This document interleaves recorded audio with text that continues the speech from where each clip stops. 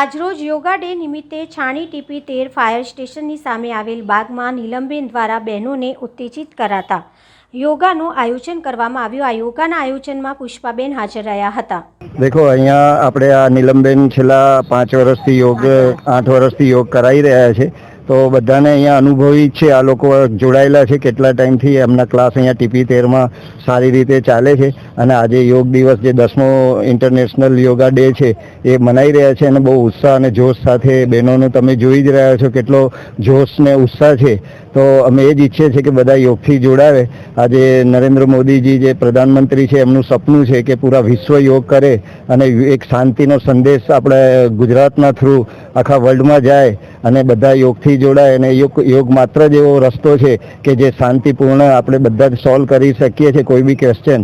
તો અમે ઈચ્છીએ છીએ કે ઘર ઘર યોગ જાય। અમારો એક નારા છે, કરો યોગ રહો નિરોગ, ઘર ઘર જાएंगे सबको યોગ સિખાएंगे। તો ગુજરાત સ્ટેટ યોગ બોર્ડ તરફથી હું કોચ છું અને અમારી સાથે નીલમબેન છે, 4 વર્ષથી ટ્રેનર છે ને અહીંયા ટીપી 13માં સારી રીતે ક્લાસ કરાવે છે અને બધાને આનો ઘણો જ ફાયદો એમણે લીધો છે।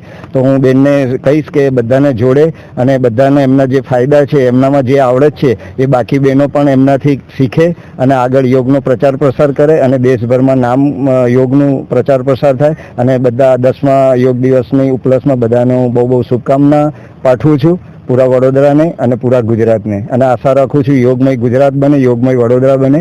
બધાનો આભાર માનું છું। Thank you. બરોડાની જનતાને અને આપણી ગુજરાતની જનતાને યોગ દિવસ નિમિત્તે આપણે શું કહેવા માંગો? યોગ કરવાથી શું ફાયદા છે, કઈ રીતે?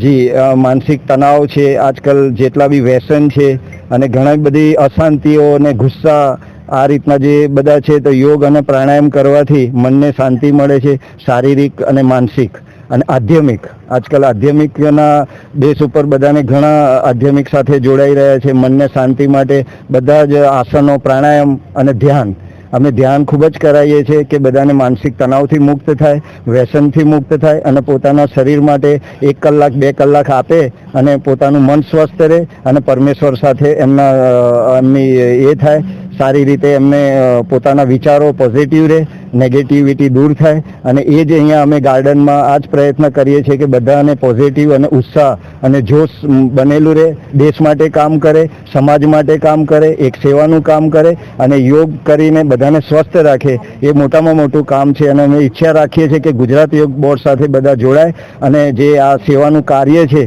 એને સારી રીતે કરે। અને યુવા જે છે એમને બેરોજગારી જે પણ કંઈ હોય તો એમાંથી એમને રોજગારી મળે છે, મનને શાંતિ મળે છે અને શારીરિક માનસિક રૂપે બધી સાઈડથી બધું જ અમને યોગમાં જે ઈચ્છે છે એ બધું જ અમને ભગવાન આપતા હોય છે। તો અમે એ ઈચ્છીએ છીએ કે એ જ સંદેશો છે કે આજે યોગ દિવસના નિમિત્તે અમે બધાને એ જ કહીએ છીએ કે તમે યોગથી જોડાઓ, करो योग रहो निरोग, घर घर जाएंगे सबको योग सिखाएंगे। यही हमारा मंत्र है और सभी को यही हम संदेश लेके जाते हैं। Thank you so much.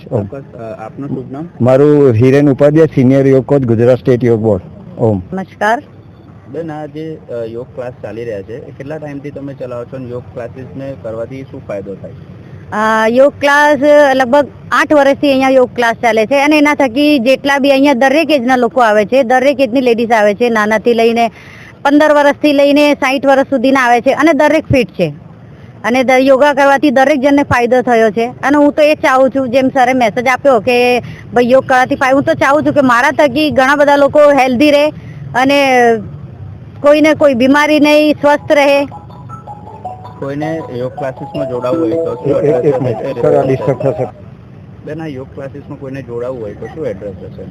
આ છાણી જગતનગર ટીપી 13 વિસ્તારમાં હોમાઈ વેરાવાલા ગાર્ડનમાં આ યોગ ક્લાસ ચાલે છે અને જેને બી જોડાય ખુલ્લું આમંત્રણ છે। ફ્રી યોગા ક્લાસ ચાલે છે અને દરેકને કહું છું કે દરેક જણ આ ક્લાસમાં જોડાય। અહીંયા અલગ અલગ તરફની વેરાયટીઓ, દરેક અલગ અલગ જાતના યોગા શીખવાડવામાં આવે છે। આપનું શુભ નામ? મારું નામ નીલમ રાજપૂત।